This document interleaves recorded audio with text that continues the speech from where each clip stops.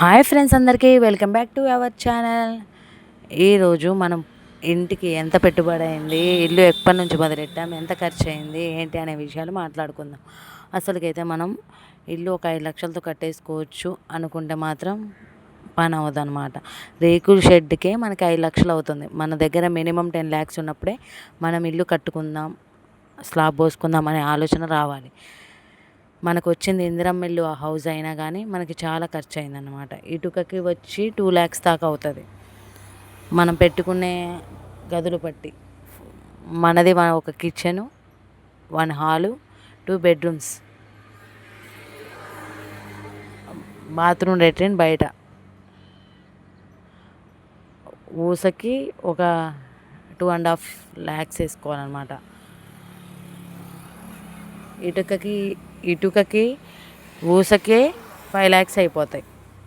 ఇసుకకి మిగతా ఖర్చులు వీటికి వాటికి ఒక 5 ల్యాక్స్ అవుతాయి.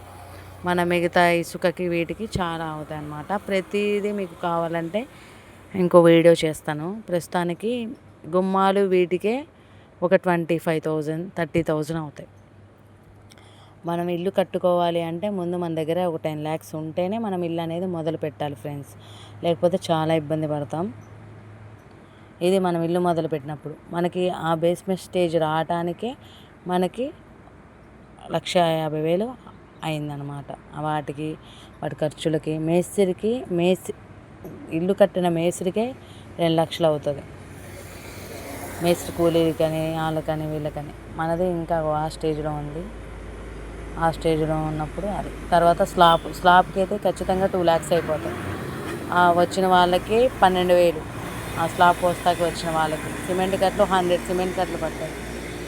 ఇసుక 5 ట్రిప్పుల ఇసుక. మేస్త్రీలు ముగ్గురు మేస్త్రీలు ఉంటే ముగ్గురు మేస్త్రీలకి 6,000. ఊసే 88,000 చిల్లర అయింది. అంటే 90,000 ఎక్కేసి 90,000 ఊస అయింది స్లాబ్కి. వీటన్నిటికీ మనకి చాలా బడ్జెట్ అయిపోతుంది. మనం కట్టుకునేది లైఫ్లో ఒకసారి ఇల్లు కాబట్టి మనం మంచి కట్టుకోవడానికి ట్రై చేయాలంటే మనం కొంచెం మన ఖర్చులు తగ్గించి సేవింగ్స్ మొదలెట్టాలి. మన మధ్యతరగతి వాళ్ళు తినడమే కష్టం, అలాంటిది సేవింగ్స్ ఏం చేస్తాం. కానీ ఇల్లు కట్టి చూడు, పెళ్లి చేసి చూడు అని పెద్దవాళ్ళు మామూలుగా అనరు. ఇల్లు కట్టడానికి చాలా ఖర్చు అయిపోయింది. అసలు చెప్పలేనంత ఖర్చు అయిపోయింది. వాళ్ళకి భోజనాలు కూడా మనమే. ఆ రోజు వాళ్ళకి భోజనాలు చికెన్, పలావ్, వైట్ రైస్,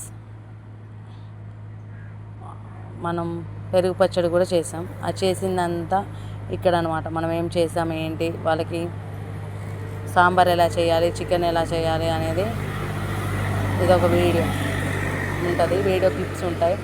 మనం ఎక్కువ క్వాంటిటీలో రైస్, చికెన్ ఎలా ప్రిపేర్ చేయాలో ఈ వీడియో చూస్తే మీకు అర్థమైపోతుంది, మీకు ఉపయోగపడుతుంది. స్లిప్ చేయకండి, పూర్తిగా వీడియోని పూర్తిగా చూడండి. నాకు సహాయం చేయడానికి మా చుట్టుపక్కల ఫ్రెండ్స్ అందరూ వచ్చారు. మనకి కొంచెం సహాయం చేయడం వల్ల మనకి త్వరగా వంటలు చేసి వాళ్ళకి 12 అప్పచెప్పాం. వాళ్ళు 12 అంటే పొద్దున 6కి 7కి వచ్చేస్తారు. 11 12 లోపు పూర్తి చేసేసి భోజనం చేసి వెళ్ళిపోతారు.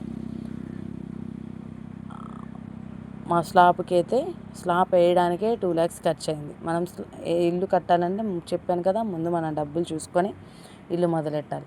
ఇది బిర్యానీ చేసే పద్ధతి, మీరు చూసుకొని చేసేసుకోవచ్చు. మనం 10 kgs చేసాం అంటే చుట్టుపక్కల వాళ్ళు, ఇల్లు కట్టిన వాళ్ళందరికీ మనం కొంచెం అన్నదానంలాగా ఉంటుంది, కొంచెం వాళ్ళకి తృప్తిగా ఉంటుందని మనం ఆ రోజు భోజనాలు పెట్టుకోవడం జరిగింది.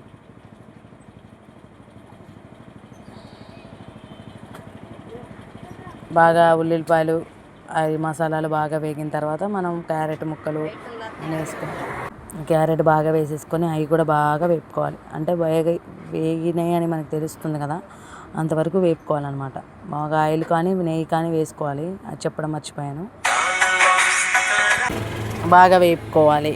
వేపుకున్న తర్వాత కొంచెం పుదీనా, కొత్తిమీర కూడా వేసేసుకొని బాగా కలుపుకోవాలి. కలుపుకున్న తర్వాత బాగా వేగినవి అనుకున్న తర్వాత మనం వాటికి సరిపడా, ఇప్పుడు 2 గ్లాసుల బియ్యం పోసినామనుకో 4 గ్లాసుల వాటర్ పోయాలి. అలా మనం చూసుకోవాలన్నమాట. అంటే మనం ఎంత బియ్యం పోస్తున్నామో ఇప్పుడు ఒక డబ్బాడు బియ్యం పోస్తే ఆ డబ్బాడికి 2 గ్లాసులు అలా లెక్కేసుకోవాలి. ఒక డబ్బా అయితే 2 డబ్బాలు అలాగ పోసుకుంటూ ఉంటే మనకి తెలుస్తుంది బాగా.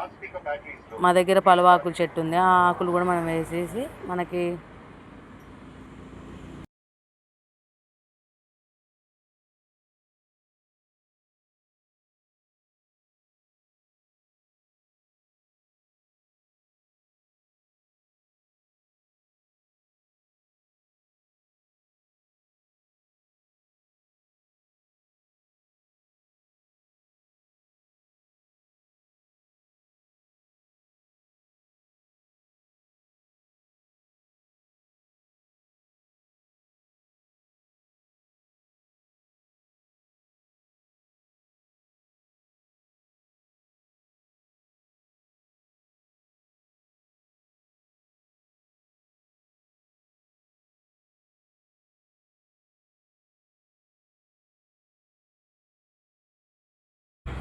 ఇక్కడ కొన్ని క్లిప్స్ ఏమో బాగా ఎసరు వచ్చిన తర్వాత బియ్యం వేసేయాలి. అందులో మనం నానబెట్టుకున్న బియ్యం వేసేసి బాగా కలుపుకుని అలా వేసేసుకొని కలుపుకోవాలి. ఇంకో పక్క చికెన్ పెట్టామన్నమాట. ఉల్లిపాయలు, అల్లం వెల్లుల్లిపాయ పేస్ట్, కారం, ఉప్పు, పసుపు, ఉల్లిపాయలు పచ్చిమిర్చి వేగిన తర్వాత వేసుకొని అల్లం వెల్లుల్లిపాయ పేస్ట్ వేసుకొని బాగా కలుపుకోవాలి.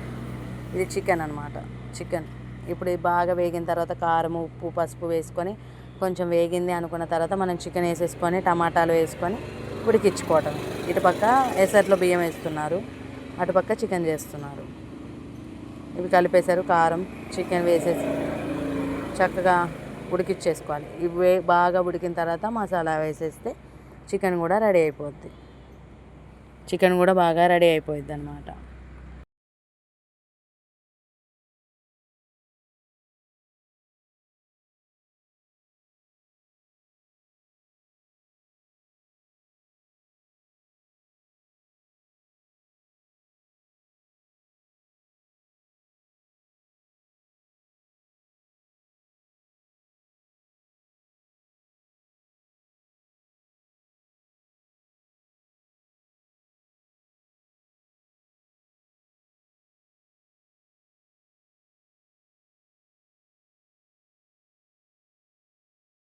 ఇలా రైస్ అయిపోయింది. రైస్ ఇలాగా కలుపుతూ ఉంటే కొంచెం మనకి తెలిసిపోద్ది కదా అన్నం ఉడికింది అనేది తెలిసినప్పుడు మనం కింద నిప్పులు తీసేసుకొని పైన ప్లేట్ వేసి ప్లేట్ మీద వేసుకుంటే బాగా కుక్ అయ్యింది. పైన కింద మంచిగా దమ్ అవుతుంది అన్నమాట.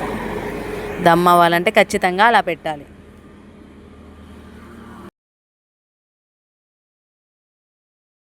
బిర్యానీకి కలర్ వేసుకుంటున్నాం కాబట్టి కొంచెం వాటర్ పోసుకొని ఆ కలర్ని బాగా కలుపుకొని అలా ముందు గీతలా గీసుకుంటే పైన మనం దమ్ పెట్టేసరికి మొత్తం అన్నం అంతా ఒకవైపు రెడ్ కలర్, ఒకవైపు వైట్ కలర్ వస్తుంది.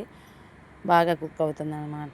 నెక్స్ట్ చికెన్ని ఒకసారి బాగా కలుపుకొని ఉడికిన దాని తర్వాత కొంచెం కొత్తిమీర, మసాలా వేసుకుంటే చికెన్ కూడా రెడీ అయిపోద్ది.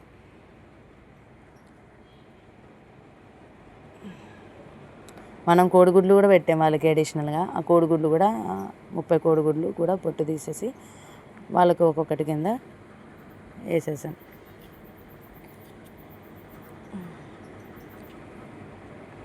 నెక్స్ట్ పప్పుకి సాంబార్కి పప్పు బాగా మెత్తగా రుబ్బేసుకొని ఉడకబెట్టుకొని పక్కన పెట్టేసుకొని అంతలోకి మళ్ళీ స్లాబ్ పోసే వాళ్ళు ఏం చేస్తున్నారో అని స్లాబ్ చూసేకి వచ్చామన్నమాట. మన సిమెంట్ కట్లు నీళ్ళు సరిపోవని ట్యాంక్ తెప్పించుకున్నాం. మనకి ఇంట్లో ఎటువంటి వాటర్, మా ఊరికి వాటర్ చాలా తక్కువ, వాటర్ దొరకడం కష్టం. 2 డేస్కి ఒకసారి, 1 డేకి ఒకసారి, 3 డేస్కి ఒకసారి వస్తాయి వాటర్.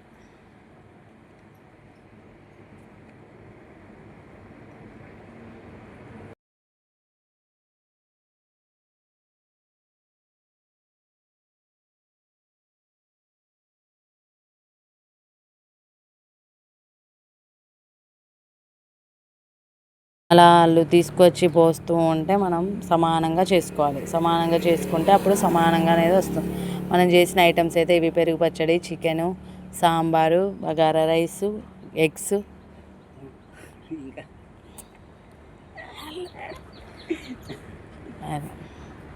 టోటల్గా అయితే వాళ్ళు స్లాబ్ పోయడం 12ంటికి అయింది. భోజనాలు చేసి వాళ్ళ ఇంటికి బేకప్ అయ్యారు అన్నమాట. ఫుల్ తినేసి ఇంటికి వెళ్ళిపోయారు. ఫ్రిడ్జ్లో కొడతారనుకున్నాను.